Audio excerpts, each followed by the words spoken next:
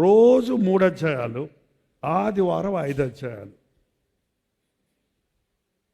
ఈ రోజు నుంచి మీరు చదవడం ప్రారంభిస్తే మళ్ళీ సంవత్సరం ఈ రోజు కల్లా ఆది కాండం నుండి ప్రకటన గ్రంథం వరకు ఒకసారి బైబిల్ అంతా చదివి ముగించేయచ్చు.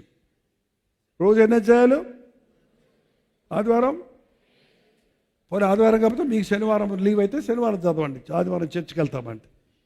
మొత్తానికి సంవత్సరంలో బైబిల్ చదివి 74 గంటలు అంటే 3 రోజులు 3.5 రోజులు కూర్చొని ఏ పని చేయకుండా ఆది కాండం నుంచి ప్రకటన గ్రంథం వరకు చదివి ముగించేయచ్చు. తెలుసా మీకు? కొంతమంది 50 ఏళ్ళ నుంచి మేము క్రైస్తవులం అంటారు, మేము పుట్ట క్రైస్తవులం అంటారు. బైబిల్ ఎన్నిసార్లు చదివామంటే అప్పుడప్పుడు చదువుతారు అంటారు కదా. కొంతమంది బైబిల్ అంటే లాటరీ పుస్తకంలో పెట్టుకుంటారు. అమ్మ బైబిల్ తీసుకో, తలకింద పెట్టు, భయం వేస్తుంది. దాన్ని మంత్రాల పుస్తకమా? తలకింద పెట్టుకునే దిండు కాదు బైబిల్, హృదయంలో పెట్టుకునే వాక్యం. ఇది జీవము గల దేవుని వాక్యం. తన వాక్కును పంపి దేవుడు వారిని స్వస్థపరిచను.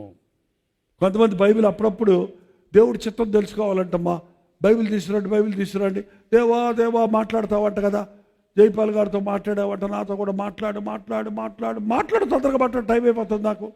ఆమెను తీశాడంటండి. యోధ ఇస్కరియోతు పోయి ఉడి పెట్టుకొని చచ్చాను అని వచ్చింది. ఏంటి ప్రభా ఇట్లా మాట్లాడుతున్నావు? ప్రభా ఈసారి సరిగా మాట్లాడు ప్రభా, ఇప్పుడు నిజంగా మాట్లాడు ప్రభా, ఈసారి మళ్ళీ మాట్లాడు ప్రభా మాట్లాడు ప్రభా తీశాడంట. నువ్వు పోయి అలాగు చేయము. ఉంది బైబిల్లో వచనం. నువ్వు పోయే బాబాయ్ నేను కూడా ఉరి పెట్టుకొని చచ్చిపోమంటాడేంటి దేవుడు? అయినా మూడోసారి ముచ్చటగా అడుగుతున్నాను. మళ్ళీ మాట్లాడాను. మళ్ళీ తీస్తే చేయదలుచుకున్నది శీఘ్రంగా చేయమని వచ్చిందట. మరి పిచ్చాడు పోయి ఉరి పెట్టుకొని చచ్చాడేమో తెలియదు కానీ